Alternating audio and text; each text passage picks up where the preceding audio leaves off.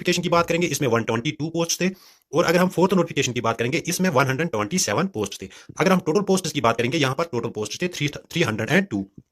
तो इसके रिगार्डिंग सबसे पहले क्या हुआ था, इसके रिगार्डिंग सबसे पहले जो टाइपिंग टेस्ट था वो डिफरेंट बच्चों ने, बहुत सारे बच्चों ने दिया था, और उसमें तकरीबन 10 के बच्चों ने जो है वो टाइपिंग टेस्ट इसका क्वालिफाई किया था। तो आज इसका रिटन एग्जाम था। तो अगर हम पेपर की बात करेंगे पेपर में क्या था, जनरल नॉलेज के इसमें 20 क्वेश्चन थे, कंप्यूटर के 20 क्वेश्चन थे, इंग्लिश के 20 क्वेश्चन थे, मैथ्स के 10 क्वेश्चन थे, और अगर हम रीजनिंग की बात करेंगे रीजनिंग के भी 10 क्वेश्चन थे। ठीक है, अब अगर हम लेवल की बात करेंगे किस पोर्शन की क्या लेवल थी, तो सबसे पहले अगर हम जनरल नॉलेज की बात करेंगे, जो जनरल नॉलेज इसकी सेक्शन थी वो अगर मेरे हिसाब से देखा जाए तो वो इजीएस्ट सेक्शन थी इन 4 सेक्शनों में से। अगर हम इस सेक्शन की बात करेंगे, जिस बच्चे ने इसमें 18 या 18 से ज्यादा मार्क्स लिए हैं तो वो उसका सेफ स्कोर माना जाएगा। जनरल नॉलेज की मैं बात कर रहा हूं, जनरल नॉलेज में 18 जिसके मार्क्स बन रहे हैं आंसर की को चेक करने के बाद, तो आप वो मान के चलो फिलहाल वो सेफ है। तो इसके बाद अगर हम मैथ्स की बात करेंगे, मैथ्स भी उतना ज्यादा टफ नहीं था। जिसने मैथ्स अच्छे से पढ़ा होगा, बेसिक्स अच्छे से किया होगा, तो ज्यादातर क्वेश्चन इसमें क्या थे, कॉस्ट प्राइस पे थे, सेलिंग प्राइस पे थे, इसके बाद परसेंटेज पे थे,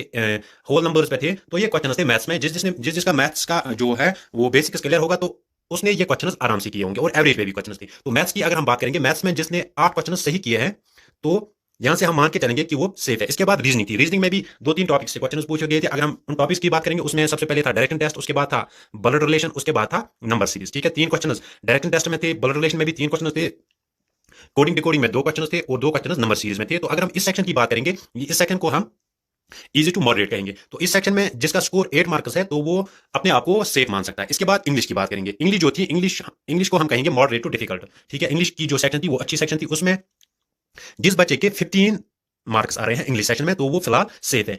ऐसे ही कंप्यूटर था, कंप्यूटर में भी क्या, जिस बच्चे ने अच्छे से कंप्यूटर पढ़ा होगा तो वो 16 मार्क्स आसानी से हासिल कर सकता था। तो ये यहां से मैंने सेफ अटेम्प्ट्स आपको बताए हैं। तो अगर हम रिटन एग्जाम की बात करेंगे, जो आज पेपर था उसका जो रिटन जो था, अगर हम उसकी बात करेंगे उसमें ओपन मेरिट के लिए कट ऑफ क्या रहने वाला है, 65 के अराउंड ओपन मेरिट का कट ऑफ रहेगा। ठीक है, अगर हम फिर बाकी कैटेगरीज की बात करेंगे, आरबीए जो है, ऐसे ही एसटी ऐसी, वो इसमें से फिर 2-3 मार्क्स कट कर सकते हैं, तो उनका कट ऑफ उसी के अराउंड रहेगा। ठीक है, तो यहां पर सिर्फ ये 80 मार्क्स में से है, क्योंकि जो रिटन था आपका वो 80 मार्क्स पे बेस्ड था। तो 80 में से जिसके 65 मार्क्स बन रहे हैं ओपन मेरिट में, वो फिलहाल खुद को सेव मान सकता है। तो अगर हम ओवरऑल कट ऑफ की बात करेंगे, ओवरऑल इसके मार्क्स कितने थे, 100। ठीक है, 80 इसमें रिटन के थे और 20 इसमें किसके थे, टाइपिंग के। ठीक है, अगर हम ओवरऑल कट ऑफ की बात करेंगे, 20 में से जो क्या बोलते हैं टाइपिंग, जिसके 10 मार्क्स बन रहे हैं, फिलहाल हम वही सेम मान के चलते हैं। तो अगर हम 65 और 10 को प्लस करेंगे तो वो नियर अबाउट आता है, वो कितना आता है, वो आता है 75।